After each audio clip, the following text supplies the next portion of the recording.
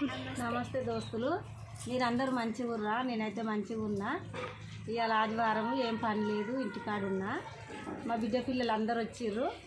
మా చెట్టుకు చిప్పలకాయలు కాసినాయేమో చూస్తా, పండ్లు పట్టినేమో తెచ్చి మా పిల్లలు పెడదామని పోతున్నా. ఇక తెంపుకొద్దాం రాంటి దోస్తులు.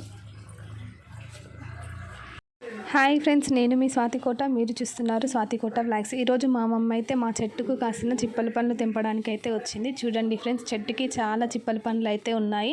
హాలిడేస్ కదా, మా అక్క వాళ్ళ పిల్లలందరూ వచ్చారు.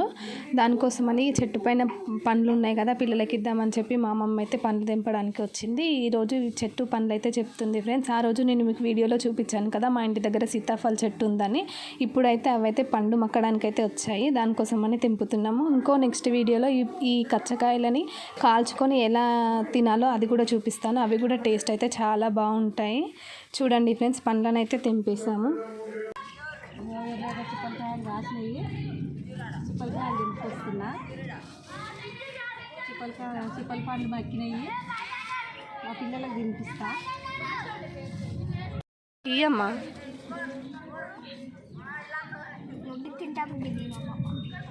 చిప్పలకాయలు అయితే తెంపుతున్నా. మా చెట్టుకు మంచిగా మక్కిలయ్యి ఎర్ర చిప్పలకాయలు. ఇవి ఎప్పుడు దొరకాయి, సంవత్సరానికి ఒకసారి దొరుకుతాయి చిప్పలకాయలు. మేము చిన్నగా ఉన్నప్పుడు అడవి పొంటి పసలకాయ పోయి, కట్టెలకు పోయి, పిడికెలకు పోయి చిప్పలకాయలు తెంపుకొచ్చుకునేది. మేము మక్కేసుకొని తినేది. చిన్నగా ఉన్నప్పుడు చిప్పలకాయలు తెంపుకొచ్చుకునేది మేము అడవి పొంటి పోయి.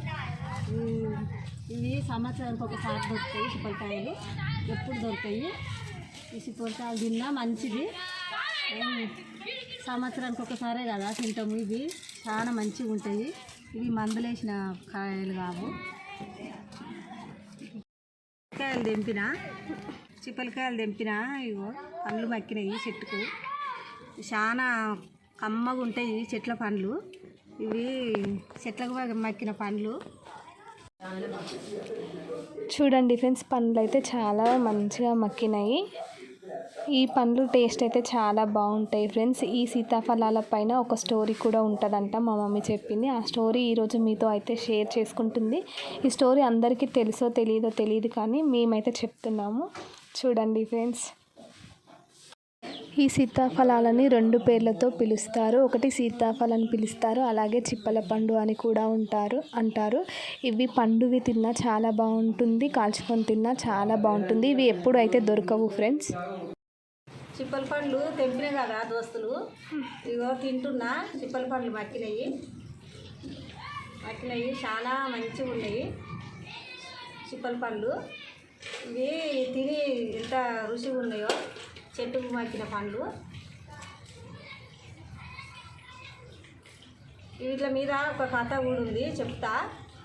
సీతమ్మ రాముడు వనవాసం వెళ్ళినప్పుడు, సీతారాముడు అడవికి వెళ్ళినప్పుడు సీతమ్మకు మస్తు ఆకలి అయింది.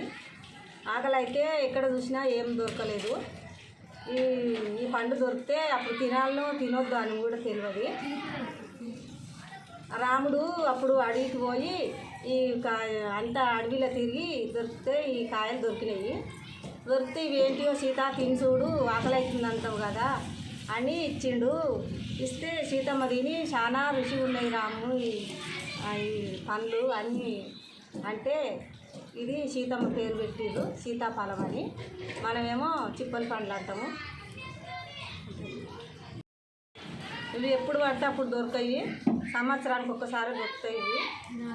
ఇవి తినాలే, మంచిది. ఈ పండ్లు ఆరోగ్యానికి చాలా మంచిది. చిన్నప్పుడు ఈ పండ్లు తిని వీళ్ళతోటి ఆట కూడా ఆడుకునేది.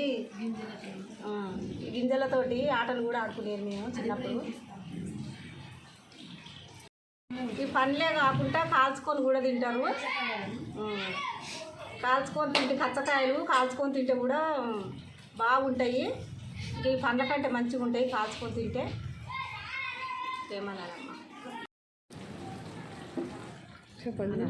హాయ్ దోస్తులు, మా వీడియో చూస్తున్నారు కానీ లైక్ కొడతలేరు. జర లైక్ కొట్టుర్రి, సపోర్ట్ చేయరు దోస్తులు. హాయ్ దోస్తులు.